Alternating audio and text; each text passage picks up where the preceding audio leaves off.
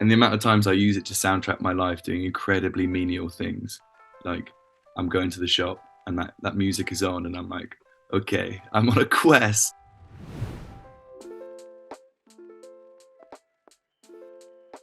First film I remember watching is a film called The Black Cauldron, which is like an animated film.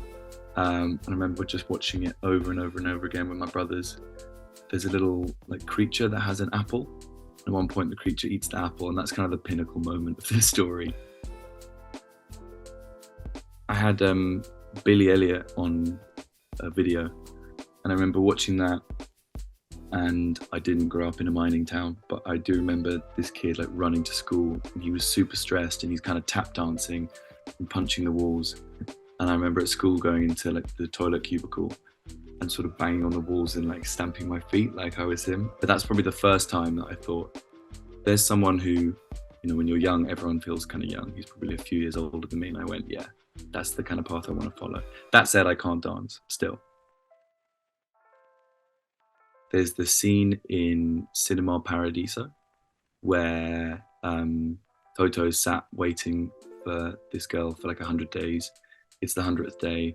He thinks she's going to open the window and they'll be together. And he closes his eyes and then the window shuts. And it's pouring with rain.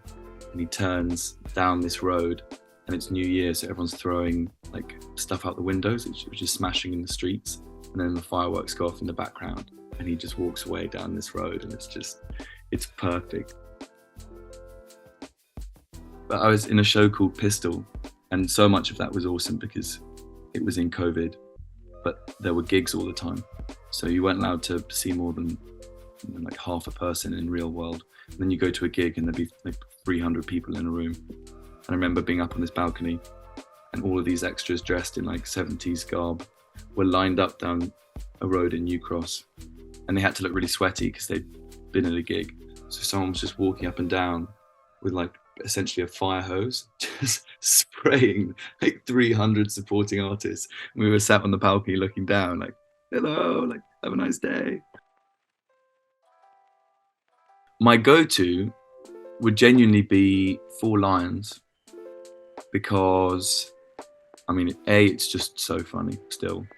B, it is taking on quite a big and like difficult conversation and doing it just like in such a smart way. And I think for a small British movie that can basically raise the topic of terrorism while making everyone laugh, like they've done something super clever there. And particularly now when, you know, things are divisive and everyone wants to say the right thing all the time, a film like that is a good example of how you can be on the right side of a narrative while also like pushing boundaries. See, now that one is Gladiator. It's just epic. And the amount of times I use it to soundtrack my life doing incredibly menial things. Like I'm going to the shop and that music is on and I'm like, okay, I'm on a quest. I collect the eggs, I come home again, and I feel like I've made a good use of my day.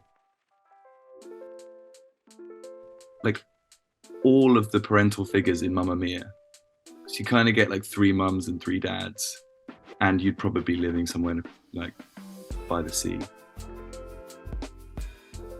Heath Ledger in A Knight's Tale, those like big billowy white shirts, I would spend a lot of time in those. And then he gets this kind of green collarless suit for the ball when he dances the dance of Gelderland, and he always just looks so swish.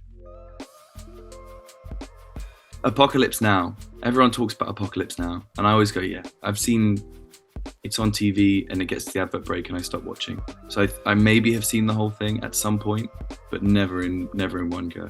But I always just nod, just go, yeah, whoa, yeah.